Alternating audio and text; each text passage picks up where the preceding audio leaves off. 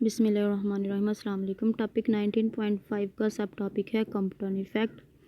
Arthur हॉली कंप्टन ने Washington university में 1923 में स्टडी किया था स्कैटरिंग ऑफ एक्स रेज़ को। जिसने एक्स रेज़ को इंसिडेंट करवाया था ग्रेफाइट पर। ग्रेफाइट ऐसा मटेरियल है जिसमें इलेक्ट्रॉन लूजली बाउंड होते हैं। जब इसने इंसिडेंट करवाया था तो साथ ही इसने मेजर की थी वेवलेंथ जो स्कैटर्ड हुई थी। स्कैटर्ड का मतलब है कि जब एक्स रे टकराई थी ग्रेफाइट के साथ, टकराने के बाद दोबारा स्कैटर हो गई थी, लेकिन जब स्कैटर हुई थी तो उसका जिस रास्ते से वो पहले आई थी उस रास्ते से वो वापस नहीं गई, बल्कि एंगल थीटा के साथ डेविएट हो गई थी, स्कैटर हो गई थी अपने असल रास्ते से या ओरिजिनल पाथ से।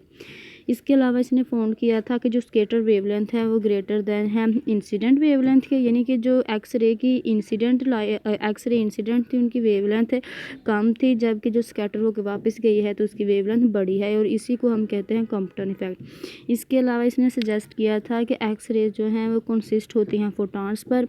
फोटॉन जब इलेक्ट्रॉन के साथ कोलाइड करते हैं तो ड्यूरिंग कोलिजन वो क्या करते हैं, अपना एनर्जी और मोमेंटम इलेक्ट्रॉन को ट्रांसफ़र कर देते हैं।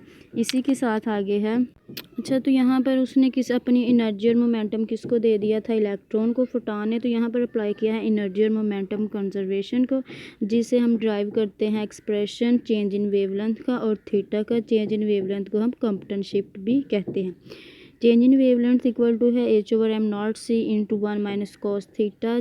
Change in wavelength delta lambda को हम कहते हैं Compton effect. H Planck constant है, m0 रेस्ट मास है इलेक्ट्रॉन का, c स्पीड ऑफ लाइट है, और ये वो एंगल है जिसके साथ जो एक्स रे हैं डेविएट हो जाती हैं टकराने के बाद।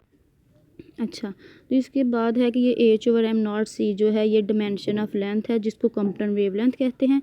डेल्टा लैम्डा को कंप्टन शिफ्ट, h/m0c को हम कंप्टन वेवलेंथ कहते हैं, और इस फैक्टर की जो न्यूमेरिक वैल्यू होती है वो होती है 2.43 मल्टीप्लाई -12 मीटर।